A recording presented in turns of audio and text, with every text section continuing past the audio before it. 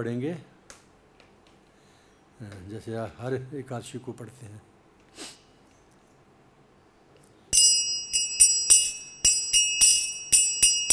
जय राधा माधव कुंज बिहारी,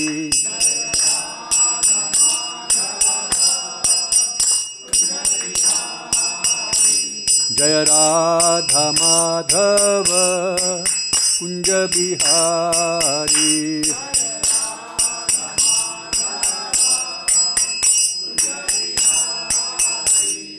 गोपी जन वल्लभ गिरिवरधारी,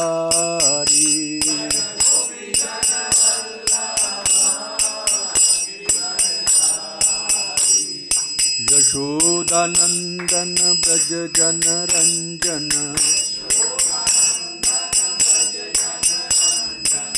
यमुना तीर बनचारी, जय राधा माधव कुंज बिहारी,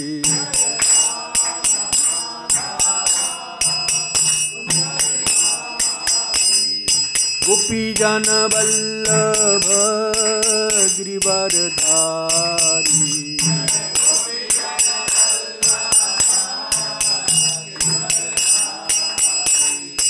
गोपी जन वल्लभ गिरिवरधारी,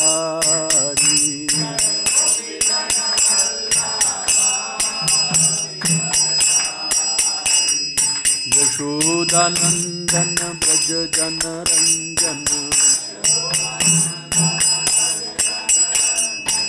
यशोदानंदन ब्रज जन रंजन, यमुना तीर बनचारी, जय राधा माधव कुंज बिहारी,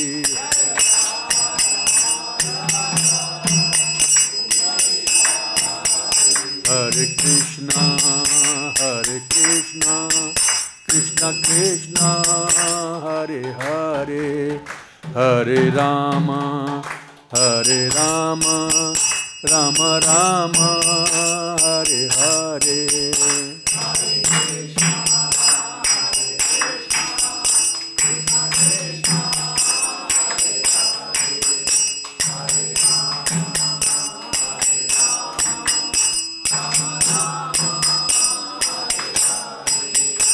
हरे कृष्णा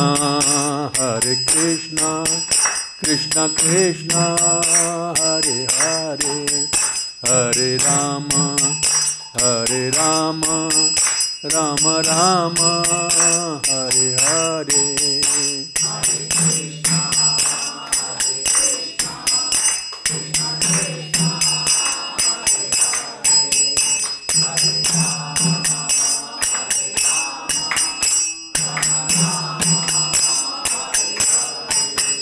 हरे कृष्णा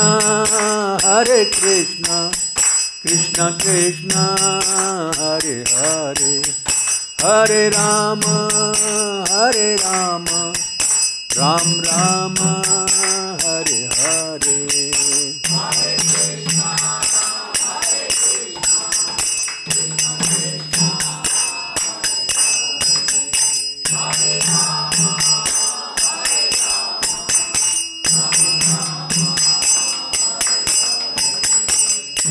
हरे कृष्णा कृष्ण कृष्ण हरे हरे, हरे राम राम राम हरे हरे,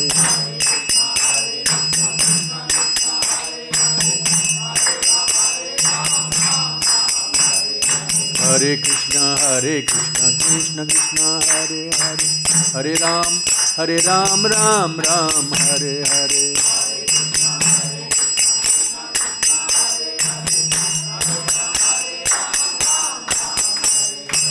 ओम विष्णुपदाय कृष्णपृष्ठाय भूतले श्रीमते भक्ति वेदांता स्वामिन् इति नामिने।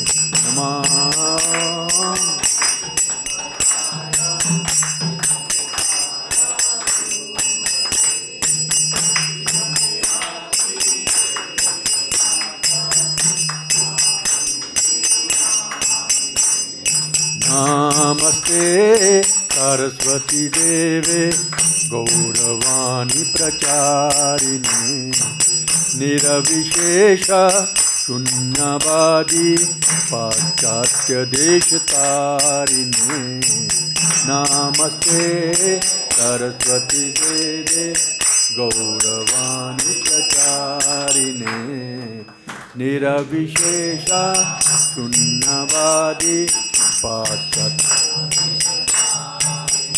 जय श्री कृष्ण चैतन्य प्रभु नित्यानंद श्री अद्वैत गदाधर श्रीवासादि गौर भक्त वृंद। श्री कृष्ण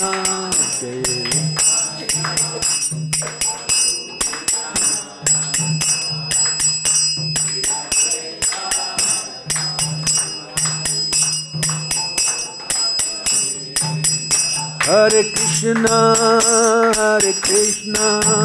कृष्ण कृष्ण हरे हरे हरे राम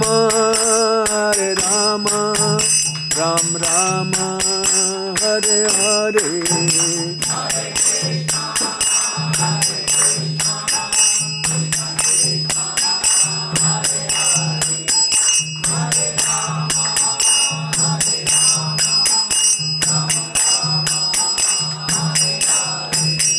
हरे कृष्ण कृष्ण कृष्ण हरे हरे हरे राम राम राम हरे हरे।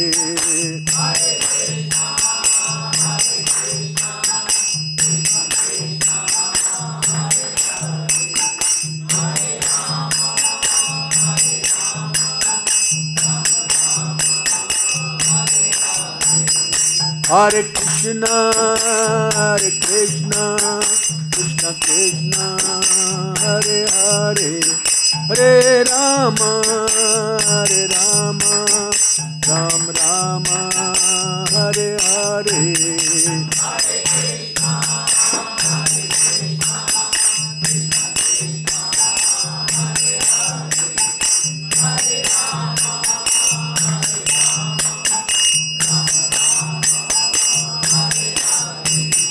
जय प्रभुपदा प्रभुपदा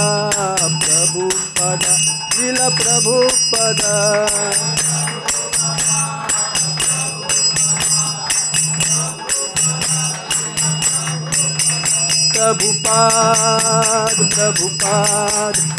प्रभुपाद जय प्रभुपाद।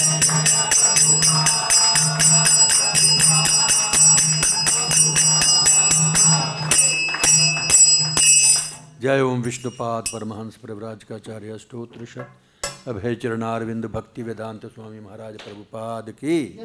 इस कॉन्फाउंडर आचार्य saviour of the whole world जगत गुरु शिला प्रभुपाद की। जय ओम विष्णुपाद परमहंस परिव्राजकाचार्य स्तोत्र श्रीमद् भक्ति सिद्धांत सरस्वती गोस्वामी महाराज प्रभुपाद की। प्रेम से कहो श्री कृष्ण चैतन्य प्रभु नित्यानंद जय अद्वैत गदाधर श्रीवासादि गौर भक्त वृंद की। अनंत कोटि वैष्णव वृंद की। सामवेद भक्त वृंद की। गोप गोपीनाथ श्याम कुंड राधा कुंड गिरि गोवर्धन धाम की। श्री श्री गौर निताई की। श्री श्री कृष्ण बलराम जी की। श्री श्री राधा श्याम सुंदर ललता देवी विशाखा देवी की। बोल प्रेमानंदी हरे हरे। सब भक्तों की जय जयकार हो हरे कृष्ण। सब भक्तों की जय जयकार हो हरे कृष्ण। सब भक्तों की जय जयकार हो हरे कृष्ण। गुरु और गौरंग की जय जयकार हो हरे कृष्ण। धन्यवाद।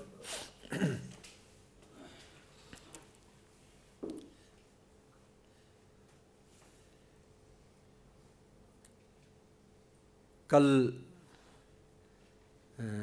मुझे बुलाया था पंजाबी बाग, वहाँ पर भूमि पूजन हुआ है।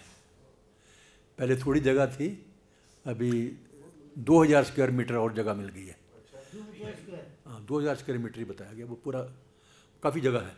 तो दोनों मिलाकर के एक मंदिर बन जाएगा। अभी हमारा बहुत बड़ा मंदिर बन जाएगा, ऐसा है। हाँ, तो जब सारे गुरु भाई बहन मिलकर के काम करेंगे तो कोई काम असंभव नहीं है। शुरू में तो पंजाबी बाग में, हालांकि राधा पार्थसारथी तो पहले ही थे, प्रभुपाद जी द्वारा स्थापित थे। मंदिर तो बड़ा नहीं था उस समय भी, ठीक है, किराए के घर में रहते थे। बाद में फिर प्रभुपाद जी की कृपा से ग्रेटर कैलाश एम ब्लॉक में एक कोठी खरीद ली थी। और उन्हीं ज़माने में हमारे गुरु भाई सुरभि स्वामी डच आर्किटेक्ट थे, वो पुर्तगाल वगैरह के डच थे, वो वहाँ के रहने वाले थे वो। तो उनको एक पंजाबी बाग में कोठी मिली थी। बाद में कुछ चक्कर पड़ गया तो अंदर मंदिर तो नहीं बनाने दिया, लेकिन गराज टाइप का था लंबा सा एक, वहाँ पर जगन्नाथ बलदेव सुभद्रा गौरनाथ को स्थापित करके वहाँ पर ही हमने मंदिर बनाना शुरू कर दिया कि। लेकिन वहाँ प्रॉब्लम थी, पहले तो लोग थे नहीं, लेकिन धीरे धीरे लोग आज जुड़ते गए, कांग्रीगेशन जुड़ते गए। मोस्टली तो राधा पार्थसारथी मंदिर से जो जुड़े थे वही लोग आते थे शुरू में। बाकी जो साथ वाले थे कोठियों वाले, वो तो गालियाँ निकालते थे। कोई फंक्शन करते थे, जन्माष्टमी वगैरह, रामनवमी, तो प्रॉब्लम होती थी। प्रसाद के लिए भी जगह नहीं, छत के ऊपर जाके प्रसाद। खैर बाद में ऐसा कोर्ट ने कहा कि ये तुरंत छोड़नी पड़ेगी ये कोठी। सूरबीदास को मिली थी, लेकिन जो जिन्होंने दी थी उनके बच्चों ने कोर्ट केस कर दिया था, तो वो छोड़नी पड़ी। और भगवान की दया से एक दूसरी बिल्डिंग मिल गई, पैसा था कुछ बेच के तो लिया पैसा, तो उसी को भी बड़ा अच्छा प्रचार किया। पंजाबी बाग में जितने भी भक्त हैं बहुत बड़ा प्रचार किया उन्होंने, बहुत लोगों को जोड़ा है। बड़ा सुंदर मंदिर है, छोटा है लेकिन सुंदर मंदिर है। और अभी और जगह मिल गई है तो वो एक्सटेंड कर देंगे, इस बड़ा मंदिर बन जाएगा। कल उसकी भूमि पूजन था। तो मैं कह रहा था कि अगर मिल के रहते हैं सारे गुरु भाई बहन तो कोई चीज़ मुश्किल नहीं है, अकेले में दिक्कत होती है। प्रभुपाद जी ने तो अकेले में ही सारा शुरू किया है, और कोई तो साथी था नहीं उनकी सहायता के लिए, पैसे भी नहीं थे। अभी तो भक्त भी बहुत हैं, पैसे की भी कमी नहीं है। तो पहले ऐसा नहीं था, 45 रुपये लेके गए थे, पूरी दुनिया में मंदिर बना दिए प्रभुपाद जी ने। तो ये आपको खुशखबरी मैं सुना देता हूँ, कईयों को पता होगा, कईयों को नहीं पता होगा। दिल्ली में एक्चुअली प्रभुपाद जी चाहते थे कि चारों कोनों में एक एक मंदिर बन जाए, प्रभुपाद जी की इच्छा थी। लेकिन प्रभुपाद जी की कृपा से, राधा पार्थसारथी की कृपा से, हिज होलीनेस गोपाल चंद्र गोस्वामी के प्रयास से और उनके शिष्यों के प्रयास से अभी तो कई मंदिर बन गए हैं वहाँ पर दिल्ली में। हर कोने में, सिर्फ चारों कोनों में नहीं, सारे कोनों में बन गए हैं। 10-12 मंदिर से ऊपर बन गए हैं। 19 कुछ 19 18 हाँ। तो ये सब आप लोगों का प्रयास है, तभी तो बने ना, तभी तो मिल के रहना है सबने, अलग अलग नहीं। श्रील प्रभुपाद लीलामृत प्रकरण 14 एकाकी संघर्ष, मतलब अकेले संघर्ष।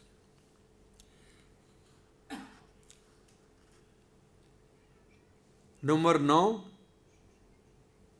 6 बजे दोपहर के बाद शाम को प्रभुपाद 5वीं मंजिल पर डॉक्टर मिश्र की योगशाला में अपने कमरे में अकेले बैठे थे कि बत्तियां सहसा बुझ गईं।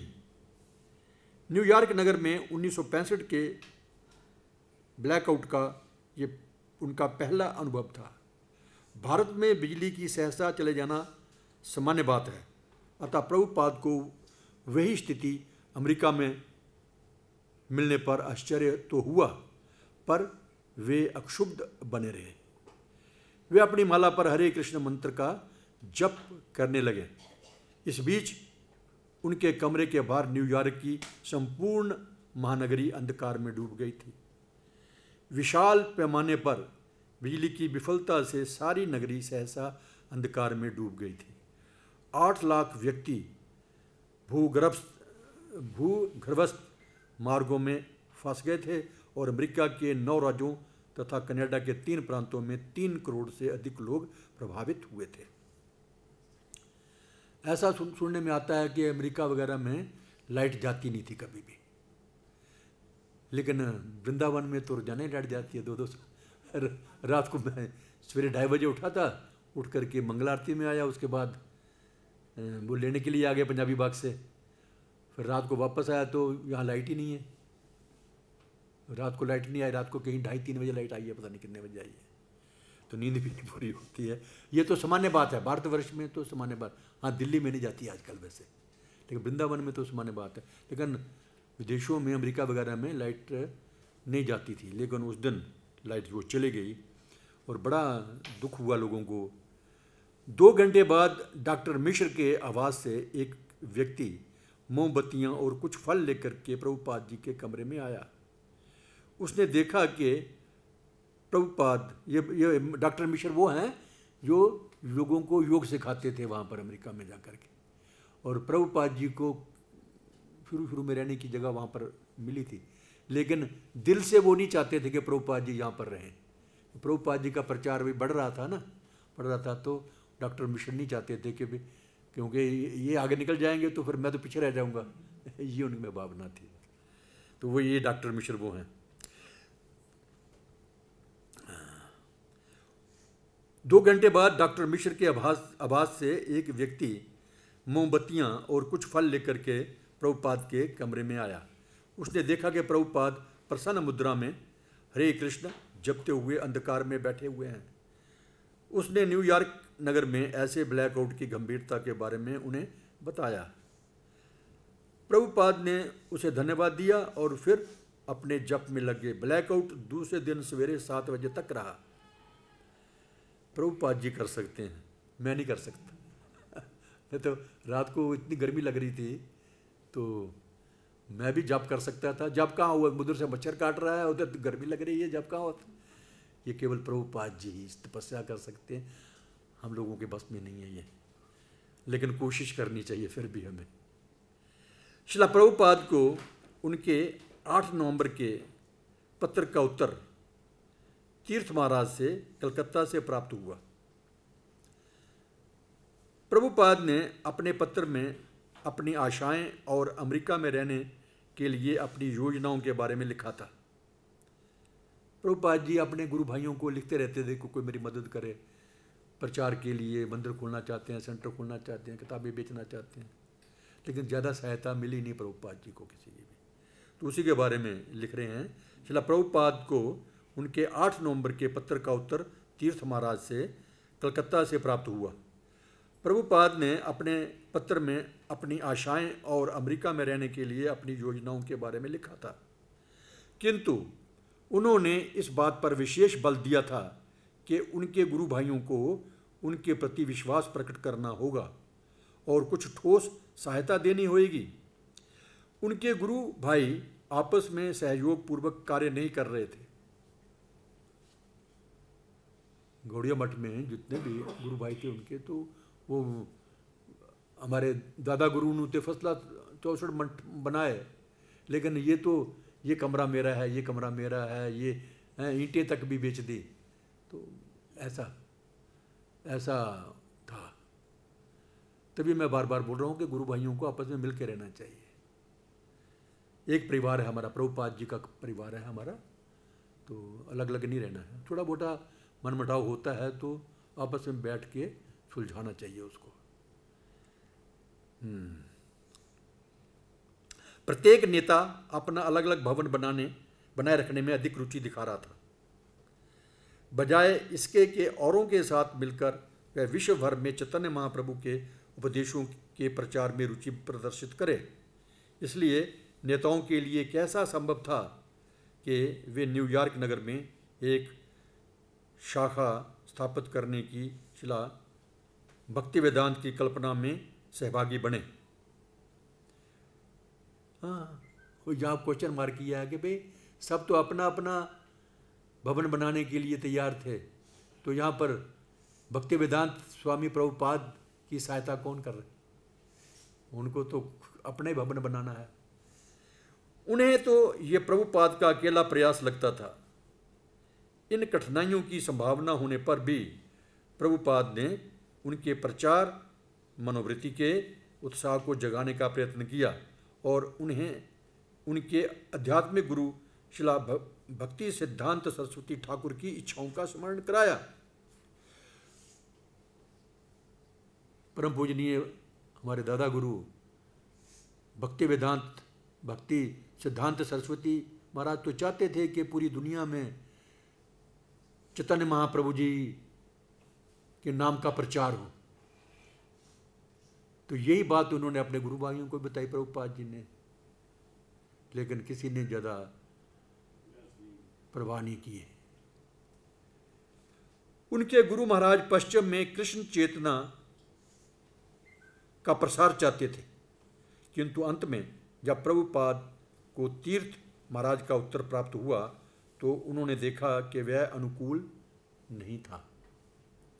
उनके गुरु भाई तीर्थ महाराज ने न्यूयॉर्क में कुछ करने के प्रयास के विरुद्ध तर्क नहीं दिया था, किंतु उन्होंने विनम्रता पूर्व लिखा था कि गौड़िया मठ के धन का उपयोग ऐसे कार्य में नहीं किया जा सकता। प्रभुपाद ने उत्तर दिया, यह बहुत उत्साहजनक नहीं है, किंतु मैं निराश होने वाला व्यक्ति नहीं हूं। वास्तव में उन्हें तीर्थ महाराज के उत्तर में कुछ आशा दिखाई दी, इसलिए उन्होंने अपने गुरु भाई को 143 वेस्ट 72nd स्ट्रीट में स्थित उस इमारत का विवरण भेजा था जो बिकने वाली थी और जिसे उन्होंने हाल ही में देखा था। इमारत केवल 18.5 फुट चौड़ी और 100 फुट लंबी थी। उसकी पहली मंजिल पर एक भंडार था, उसके नीचे तहखाना था और एक मध्य तल था। प्रभुपाद ने तीर्थ महाराज को उसकी कीमत $1,00,000 बताई, जिसमें $20,000 तुरंत देना था। उन्होंने ये भी लिखा कि इस इमारत का क्षेत्रफल उनके कलकत्ता के शोध संस्थान से दुगना था। प्रभुपाद जी का विचार था कि इमारत के तहखाने को रसोई घर और भोजन कक्ष बनाया जाएगा। पहली मंजिल व्याख्यान कक्ष होगी, मध्य तल आवास के लिए होगा, जिसमें कुछ जगह भगवान कृष्ण के अर्चा विग्रह के लिए अलग रखी जाएगी। उपयुक्त ही था कि प्रभुपाद ने अपना विवरण एक ऐसे व्यक्ति के रूप में किया था जो निराश नहीं होता है। अली बिल्डिंग तो ली नहीं है, लेकिन पहले ही प्रभुपाद जी ने प्लानिंग बना ली थी, प्री प्लान। उन्हें इस बात का विश्वास था कि यदि एक केंद्र स्थापित हो जाए, यहाँ लोग एक विशुद्ध भक्त का प्रवचन सुनने को आ सकें, तो अमेरिका में भारत की सच्ची भगवत भावना भावित संस्कृति का शुभारंभ हो सकता है। फिर भी चूंकि उन्होंने अपनी योजना को मैनहट्टन में एक महंगी इमारत की प्राप्ति पर निर्भर कर रखा था, इसलिए उनका लक्ष्य अप्राप्य लगता था। फिर भी वे भारत में प्रमुख भक्तों को निरंतर लिख रहे थे, यद्यपि इन भक्तों को उनकी योजनाओं में कोई रुचि नहीं थी। प्रभुपाद जी लिखते रहते थे, लेकिन उनको क्या फ़र्क पड़ता, उनकी थोड़ी रुचि थी, उनकी तो अपने काम में रुचि थी। उन लोगों को मेरी सहायता क्यों नहीं करनी चाहिए? लगता है आज भी दिल्ली मंदिर में अभी 6 बजे मीटिंग होने वाली है, वो भी कुछ इसी प्रकार की है। जब तक महाराज भी वहाँ पर शाम को आएंगे, लेक्चर देंगे। पहले सवेरे देना था, फिर बाद में उनका प्रोग्राम सेहत थोड़ा कमज़ोर है ना उनकी, तो वो कैंसिल हो गया था। अभी शाम को लेक्चर है पहले, अगर हुआ तो, लेकिन मीटिंग तो है शाम को मंदिर के भक्तों के साथ, जो भी NCR के भक्त हैं वो भी हैं, और लोकनाथ महाराज को भी उन्होंने इनवाइट किया हुआ है। प्लानिंग किया है ये तो वही जानते हैं, बाकी इसी किस्म की कुछ आपस में सहयोग करने की बातें बोली जाएंगी वहाँ पर। उन लोगों को मेरी सहायता क्यों नहीं करनी चाहिए? उन्होंने सोचा, आखिर वे कृष्ण के भक्त हैं, क्या भक्तों को आगे आकर अमेरिका में प्रथम कृष्ण मंदिर का स्थापना नहीं करनी चाहिए। निश्चय ही प्रभुपाद इस योग्य थे और उसके लिए अधिकृत थे कि कृष्ण के संदेश का प्रचार प्रसार करें। यहाँ स्थान का प्रश्न था। न्यूयॉर्क कदाचित संसार में सबसे अधिक सर्वदेशीय नगर था। उन्हें एक इमारत मिल गई थी जो बहुत महंगी नहीं थी और अच्छे स्थान में थी, और वहाँ एक कृष्ण मंदिर की बड़ी आवश्यकता थी जिससे भारतीय मायावादियों के प्रचार का निराकरण किया जा सके। जिन कृष्ण भक्तों को प्रभुपाद लिख रहे थे वे जानते थे कि भगवान कृष्ण केवल एक हिंदू देवता नहीं हैं, प्रत्युत परम ब्रह्म हैं जो सारे संसार के उपास्य हैं। इसलिए कृष्ण भक्तों को न्यूयॉर्क में कृष्ण को पूजे जाते देखकर प्रसन्न होना चाहिए। कृष्ण ने स्वयं भगवद गीता में कहा था, सब धर्मों को त्याग कर मेरी शरण में आ जाओ। इसलिए यदि वे कृष्ण के भक्त हैं तो उन्हें सहायता क्यों नहीं करनी चाहिए। ये प्रभुपाद जी अपने आप में प्रश्न उठा रहे हैं। अगर ये सब कृष्ण भक्त हैं तो इनको मेरी सहायता करनी चाहिए, क्योंकि मैं कृष्ण का प्रचार प्रसार कर रहा हूं। वह कैसा भक्त है, ये आगे प्रश्न अपने आप प्रभुपाद करते हैं। वह कैसा भक्त है जो भगवान की महिमा का संवर्धन नहीं चाहता, जो भगवान के नाम का प्रचार प्रसार नहीं चाहता है, तो फिर कैसा भक्त है वो? इसका वह भक्त नहीं है वो। किंतु श्रील प्रभुपाद ने प्रारंभ में ही इस बात पर निर्णय नहीं लिया था कि कृष्ण के संदेश के प्रचार में कौन सहायक होगा और कौन नहीं होगा। वो तो अकेले निकल पड़े थे मशाल लेकर के। अभी कोई साथ दे न दे, भगवान तो साथ है। वे कृष्ण के प्रति पूर्णतया समर्पित थे और उन पर पूर्णतया आश्रित थे, और अपने आध्यात्मिक गुरु के आदेशानुसार वे बिना किसी भेदभाव के हर एक के पास सहायता के लिए जाते थे। एक मुझे बात याद आ गई, जब शुरू में अभी इस्कॉन नहीं बना था, अभी इस्कॉन बनने से पहले 1965 से पहले, मतलब Prabhupad ji back to godhead magazine जो है पत्रिका थी, ये छापनी शुरू कर दी थी। भक्त तोषनी क्या नाम था, ऐसा था, हाँ सज्जन तोषनी। तो वो घर घर जा कर के बांटते भी थे, और पैसे की भी जरूरत पड़ती है। तो एक दफ़ा मॉडल टाउन दिल्ली में एक घर के सामने खड़े हैं, तो उधर से एक गौड़िया मठ का व्यक्ति, गौड़ी मठ वाले क्या करते हैं, उनके पास एक कॉपी होती है, एक पेंसिल होती है, वो लेकर के वो भी घर घर जाते हैं, जो उनको दान देते हैं, चाहे कोई 10 रुपये भी दे उसके पास भी वो हर महीने जाएंगे, ऐसा उनका नियम है। तो उसने जाते देखा, गया तो उसने देखा ये स्वामी जी यहाँ पर खड़े हैं। तो उन्होंने बोला कि आप यहाँ पर, मैंने मिस्टर अग्रवाल कोई हैं, इनसे मिलना है, इन्होंने मुझे वायदा किया था कि मैं तुम्हें 15 रुपये या 25 रुपये दूंगा। ये देखो 15 या 25 रुपये दूंगा, तो मैं उनकी वेट कर रहा हूँ। तो फिर आपने घंटी नहीं बजाई, घंटा अंदर से जवाब आया नौकर का कि वो घर नहीं है।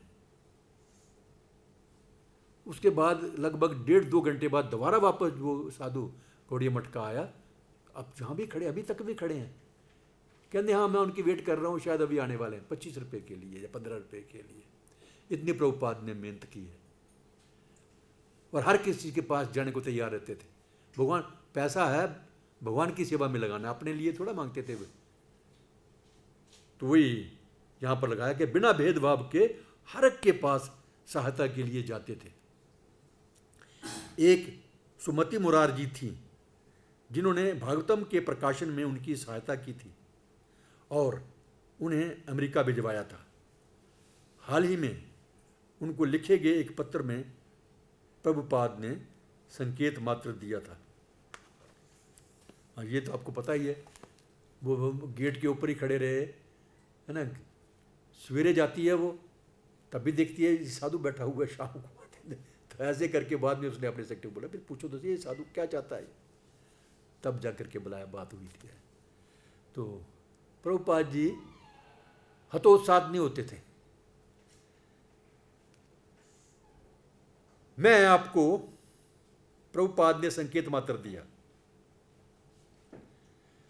मैं आपको केवल एक विचार दे रहा हूं, यदि आप गंभीरतापूर्वक इस मामले पर मनन करेंगी और अपने प्रिय भगवान बालकृष्ण से परामर्श करेंगी तो निश्चय ही इस विषय में आपको और अधिक प्रकाश मिलेगा।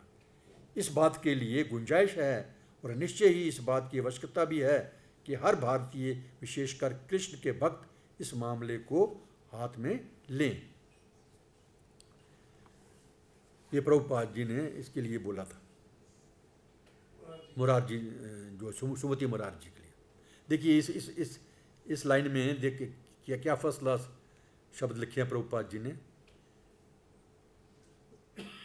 मैं आपको केवल एक विचार दे रहा हूं और यदि आप गंभीरतापूर्वक इस मामले पर मनन करेंगी और अपने प्रिय भगवान बालकृष्ण से परामर्श करेंगे,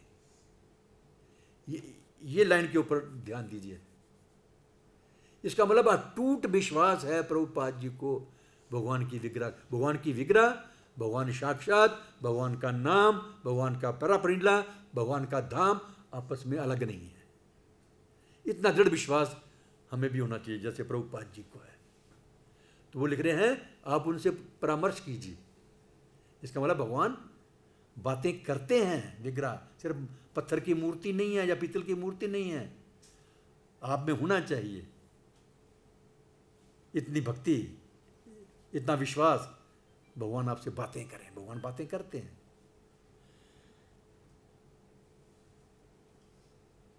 किंतु उन्हें कोई उत्तर नहीं मिला था।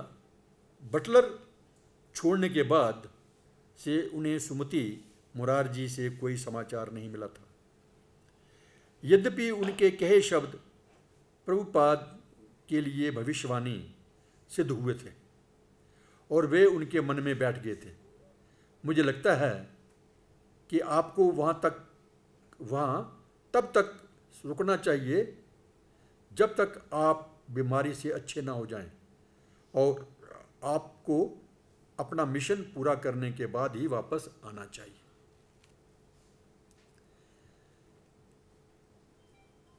अब सुमति मुरारजी को कुछ महान कार्य करना चाहिए। उन्होंने उन्हें स्पष्ट शब्दों में लिखा। क्या लिखा? इसलिए मेरा विचार है कि इस उद्देश्य से न्यूयॉर्क में बालकृष्ण का एक मंदिर तुरंत स्थापित करना चाहिए और भगवान बालकृष्ण की एक भक्त होने के नाते आपको ये महान और श्रेष्ठ कार्य संपन्न करना चाहिए। उनको प्रोत्साहित कर रहे हैं। भक्तों का यही काम होता है, भक्तों को उत्साहित करना, भक्ति में आगे बढ़ाना, पीछे नहीं खींचना, आगे बढ़ाना। तो कहते हैं इसलिए मेरा विचार है कि इस उद्देश्य से न्यूयॉर्क में बालकृष्ण का एक मंदिर तुरंत स्थापित करना चाहिए, क्योंकि मुरारजी जो थी वो बालकृष्ण की भक्त हैं। अभी तो नहीं है, उस समय थी। और भगवान बालकृष्ण की एक भक्त होने के नाते आपको यहाँ यह महान और श्रेष्ठ कार्य संपन्न करना चाहिए। अब तक न्यूयॉर्क में हिंदुओं का कोई उपासना योग्य मंदिर नहीं है। यद्यपि भारत में अमेरिकी मिशनरियों के कितने ही चर्च और संस्थान हैं। भारत में तो जगह जगह चर्च हैं, खास करके साउथ इंडिया वगैरह में। इसलिए मैं आपसे प्रार्थना करूंगा कि आप ये श्रेष्ठ कार्य करें और संसार के इतिहास में इसका उल्लेख होगा कि अमेरिका में पहला हिंदू मंदिर एक पवित्र हिंदू महिला श्रीमती सुमति मुरारजी ने स्थापित किया, जो न केवल भारत की एक महान समृद्ध व्यवसायी व्यक्ति हैं वरन एक धर्मनिष्ठ और भगवान कृष्ण की परम भक्त हिंदू महिला भी हैं। ये कार्य आपके लिए और साथ गौरवपूर्ण भी है। देखिए, सुमति मुरारजी ने भक्त, एक शुद्ध भक्त प्रभुपाद जी की सहायता की, उनको अमेरिका भेजने में और कुछ मंदिर बनाने में भी कोई फंड भी दिया। उससे क्या हुआ, अभी जब तक हमारा इस्कॉन है जुगों जुगों तक, 10,000 साल तक तो प्रभुपाद ने प्रेडिक्शन की हुई है, तो सुमति मोरारजी का नाम भी इतिहास में अमर रहेगा, याद की जाएगी। ये फायदा है भक्तों से संग करने का, भक्तों की मदद करने का, उनकी सहायता करने का। उन्होंने सुमति मोरारजी को विश्वास दिलाया कि उनकी अभिलाषा अमेरिका में किसी भवन या मंदिर का स्वामी बनने की नहीं थी, मठाधीश नहीं बनना चाहता मैं, किंतु प्रचार के लिए एक भवन का होना अत्यावश्यक है। जब आपके पास कोई जगह नहीं है, पेड़ के नीचे थोड़ा, प्रचार तो आप पेड़ के नीचे भी कर सकते हैं, लेकिन आजकल के लोग पेड़ के नीचे नहीं आएंगे। अच्छी सी बिल्डिंग हो, पंखा लगा हो, है ना, तो आम पब्लिक तो आएगी, बड़े बड़े लोग भी आएंगे, सेठ, लाला लोग, मंत्री सब आएंगे, तो उनको आप प्रचार कर सकते हैं। इसलिए भवन मतलब मंदिर होना जरूरी है। भगवान के सच्चे भक्तों का एक संगठन होना चाहिए। जब मंदिर में आएंगे तो आपस में हर हफ्ते या रोजाना मिलेंगे, हैं, तो एक आपस में प्यार होगा, तो संगठन बन जाएगा। संगठन बन करके हम भगवान के नाम का प्रचार पूरी दुनिया में कर सकते हैं। भगवान के सच्चे भक्तों का एक संगठन होना चाहिए। उन्हें एक साथ बैठकर भगवान की महिमा का गान करते हुए कीर्तन करना चाहिए। उन्हें श्रीमद् भागवतम के उपदेशों को सुनना चाहिए। भगवान के स्थान या मंदिर से उनका घनिष्ठ संबंध होना चाहिए और उन्हें पर्याप्त अवसर मिलना चाहिए कि वे मंदिर में भगवान की पूजा कर सकें। मंदिर इसीलिए बनते हैं ताकि सब भक्त मिलकर के इकट्ठे बैठें, कीर्तन करें, कीर्तन सुने, भगवत गीता सुने, भागवतम सुने, भगवान की कथाएं सुने। इसलिए मंदिर जरूरी है। नहीं तो भगवान की भक्ति करनी है अकेले में, तो आप कहीं भी पेड़ के नीचे बैठ करके भगवान की भक्ति कर सकते हैं, लेकिन प्रचार प्रसार तो नहीं होगा ना उससे। हाँ, आपका लाभ है, लेकिन औरों के लिए क्या किया आपने? जो साधु है वो केवल अपना भला नहीं चाहता, आप स्वार्थी नहीं है, वो सबका भला चाहता है, क्योंकि उसको फार्मूला मिल गया है।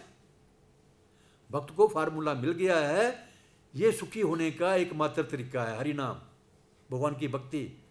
और इस दुख भरे संसार से, दुखालयम शाश्वतम जिसको कहा है भगवान ने, इस दुखालय से हम बाहर निकल सकते हैं। ये फार्मूला पता चल गया भगत को, तो वो चाहता है कि ये फार्मूला सबको बताया जाए, केवल आप मेरे तक सीमित ना रहे, क्योंकि जो भक्त है वो स्वार्थी नहीं है, सबका भला चाहता है।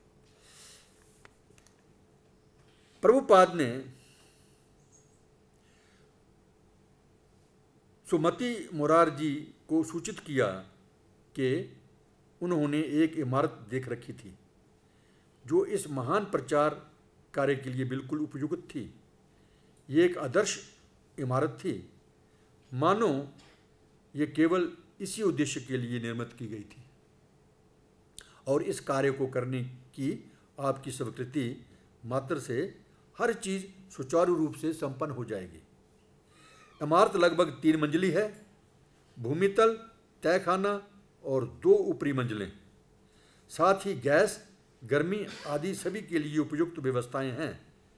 भूमितल का उपयोग बालकृष्ण के प्रसाद तैयार करने के लिए किया जा सकता है, क्योंकि प्रचार का ये केंद्र केवल शुष्क तर्क वितर्क के लिए नहीं ना होकर वास्तविक लाभ के लिए होगा, अर्थात सुस्वादु प्रसाद के लिए।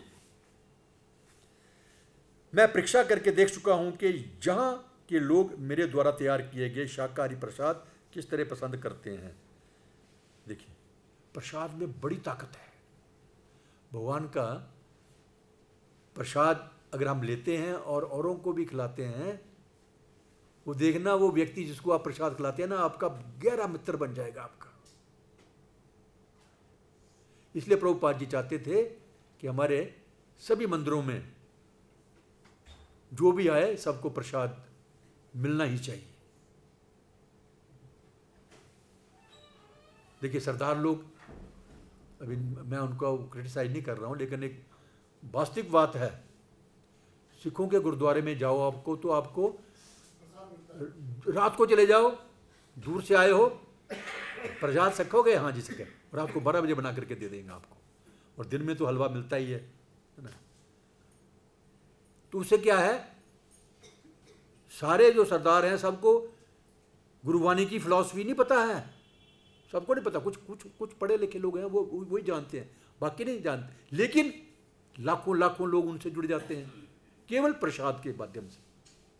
इसलिए प्रभुपाद जी ने ये प्रसाद शुरू किया पूरी दुनिया कि जो भी सवेरे शाम को मंदिर में आता है तो कुछ नहीं तो कम से कम को हलवा बना करके दे। पहले हम लोग करते थे, दिल्ली में तो करते थे हम लोग, शाम को हलवा बना दिया, दोपहर को वो शाम को वो फ्रूट भोग लगता है, फ्रूट भोग सबको दे दिया थोड़ा थोड़ा, हलवा तो सबको बांटते थे, है ना, क्योंकि उस समय हमारे पास इतना वो नहीं था, बंदोबस्त नहीं था कि सबको बैठ करके वो प्रसाद थाली में खिलाएं, लेकिन कम से कम हलवा तो हम दे सकते थे, तो हलवा देते थे सबको प्रसाद के रूप, भगवान को भोग लगा करके। ये बहुत जरूरी है। देखिए उसी की महिमा है, तो अभी 18 मंदिर बन गए, 19 मंदिर बन गए दिल्ली में, प्रसाद खिला के ही बने। जहाँ भी हमारे भक्त जाते हैं थोड़ा सा प्रसाद लेके जाते हैं एक थाली में, और उसके बदले में करोड़ों रुपए उनसे डोनेशन मिल जाता है, इतनी महिमा है। और इस कार्य को करने की आपकी स्वीकृति मात्र से हर चीज सुचारू हो जाएगी। अच्छा ये ठीक है, यहाँ पढ़ा था। मैं परीक्षा करके देख चुका हूँ कि जहाँ के लोग मेरे द्वारा तैयार किए गए शाकाहारी प्रसाद किस तरह पसंद करते हैं, वे मांस खाना भूल जाएंगे, और भूल गए भी है, भूले। हिप्पी लोग तो मांस खाते थे, पता नहीं नए नए किस्म के वो क्या कहते हैं उसको, नशे करते थे, हमें तो पता भी नहीं नाम भी, LSD पता नहीं क्या क्या है ना, वो सब करते थे, लेकिन सब छोड़ दिए। हिप्पी थे सारे, हिप्पी नहाते भी नहीं थे, गंदे, लेकिन वो शुद्ध वैष्णव बन गए, वो गुरु भी बन गए, आचार्य बन गए प्रभुपाद जी की कृपा से। तो वे मांस खाना भूल जाएंगे और शाकाहारी प्रसाद का वहन करने लगेंगे। अमेरिका के लोग भारतीयों की तरह गरीब नहीं हैं, और यदि उन्हें कोई चीज़ पसंद आ जाती है तो अपनी मनपसंद चीज़ पर वे कुछ भी व्यय कर सकते हैं। इस समय उनका शोषण केवल शब्दों के मायाजाल और शारीरिक जिम्नास्टिक से हो रहा है। वो ये जो हमारे लोग गए वहाँ पर उनको योगा वगैरह सिखाने के लिए, बस उसी से भरमा रहे थे उनको लोगों को।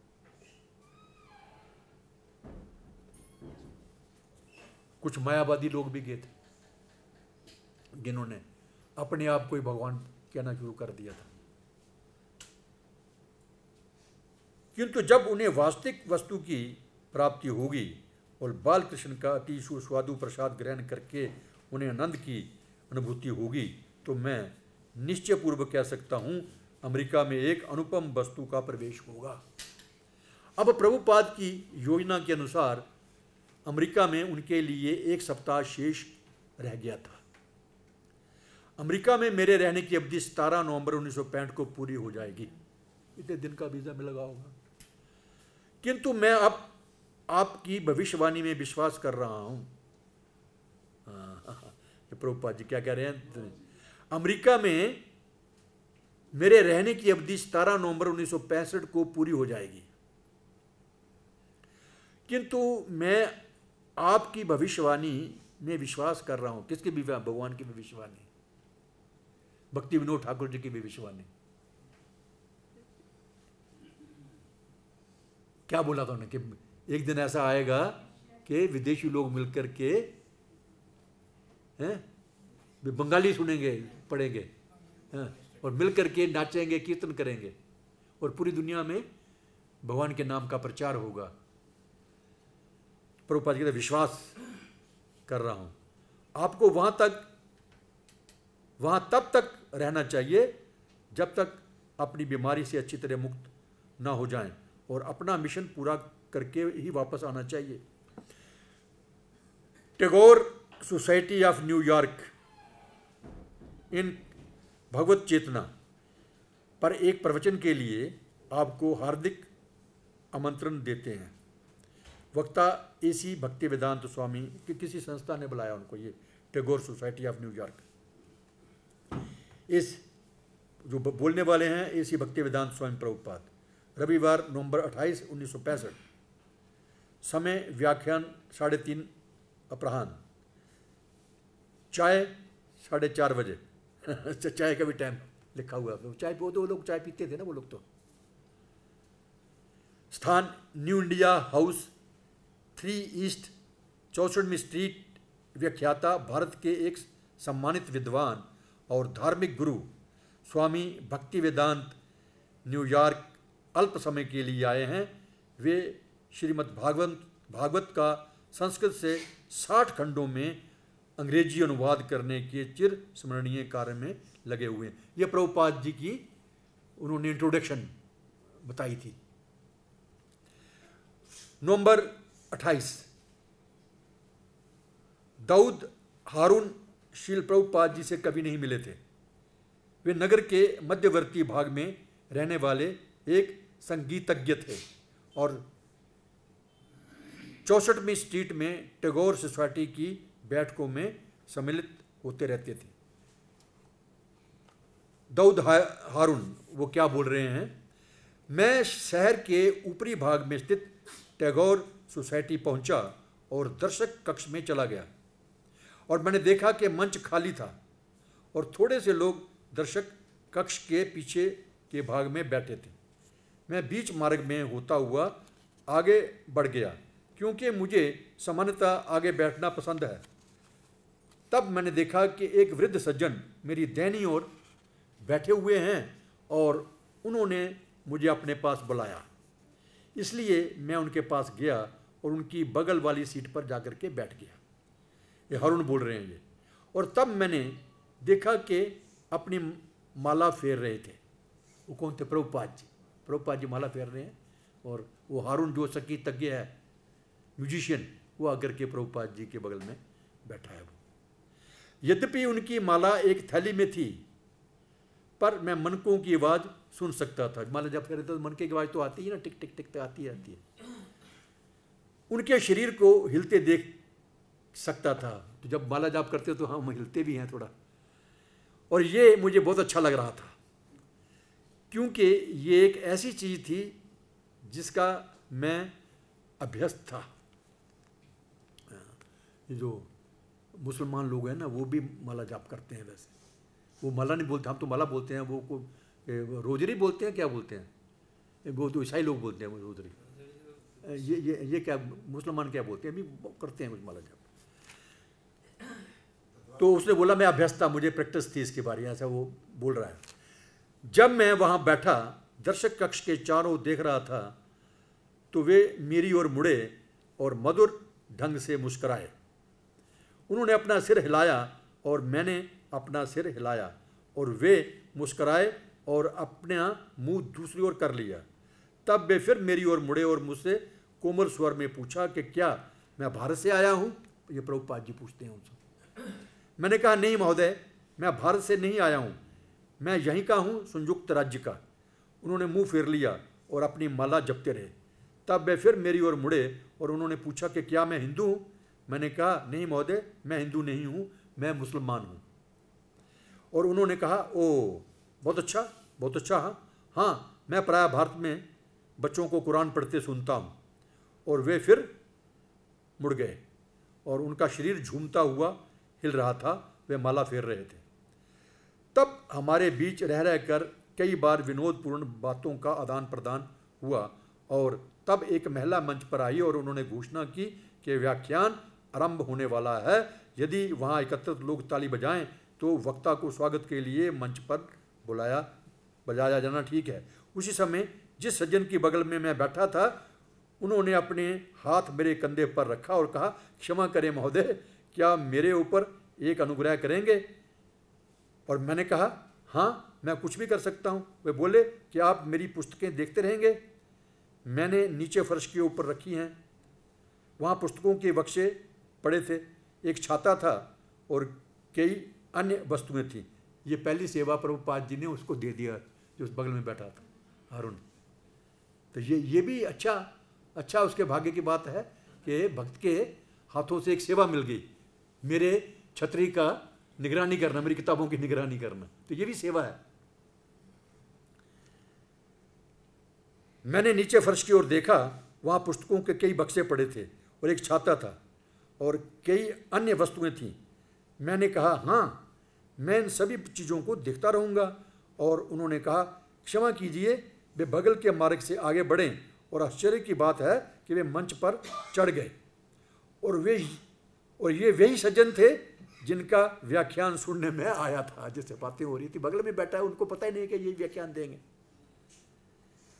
उन्होंने, क्षमा कीजिए, वे बगल के मार्ग से आगे बढ़े, और आश्चर्य की बात है कि वे मंच पर चढ़ गए। और ये वही सज्जन थे जिनका व्याख्यान सुनने में आया था, स्वामी भक्ति वेदांत। वे मंच पर चढ़ गए और उन्होंने लोगों को अपना परिचय दिया और प्रयत्न किया कि लोग आगे आ जाएं। उन्होंने कहा, आगे आ जाइए, आगे आ जाइए। कुछ लोग आगे, कुछ मिले जुले दंपत्ति थे, बहुत से भारतीय थे, पुरुष थे, महिलाएं थीं। अधिकतर लोग प्रौढ़ वय के थे, मतलब बूढ़े लोग ज़्यादा थे। कुछ कॉलेज के लगते थे, बहुत से प्राध्यापक जैसे लगते थे, और बहुत सी महिलाएं भी वहाँ थी।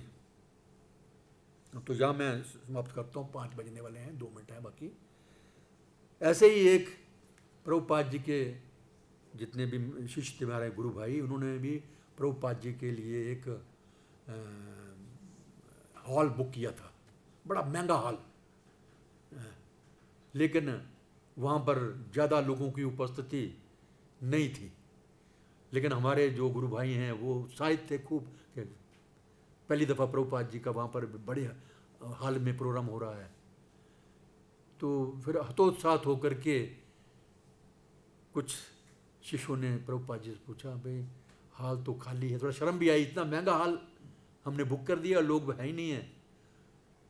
प्रभुपाद जी पता क्या बोलते थे, ये हाल खाली नहीं है, इसमें आपको नजर नहीं आ रहा है, यहाँ पर सारे देवी देवता यहाँ पर इकट्ठे हैं, ये सुन रहे हैं, मेरा भाषण सुनने के लिए आए हुए हैं। तो इसलिए इससे हमें शिक्षा ये मिलती है कि कभी कभी हम भी किसी प्रोग्राम में जाते हैं, मंच पे जाते हैं, तो लोग थोड़े इकट्ठे होते हैं, तो कम होते हैं लोग, तो हमारा दिल थोड़ा दुखता है, यार इतना बड़ा पंडाल प्रोग्राम कर रहे हैं और लोग थोड़े से हैं, तो और ज़्यादा लोग होते। तो हमें प्रभुपाद जी से सीखना है कि हमें अपना दिल छोटा नहीं करना है। हम तो ठीक है, लोगों को भी सुनाना है, और भगवान की प्रशंसा के लिए तो हम कहीं भी बैठ करके प्रचार कर सकते हैं, बोल सकते हैं। ये प्रभुपाद जी से हमें शिक्षा मिलती है। तो प्रभुपाद जी हुआ तो शायद नहीं हुए, भक्तों को डांटा नहीं, शिष्यों को डांटा नहीं कि आपने इतना महंगा हाल ले लिया है। हरे कृष्णा हरे कृष्णा हरे कृष्णा कृष्णा कृष्णा हरे राम राम राम। धन्यवाद सबका। हरे कृष्ण।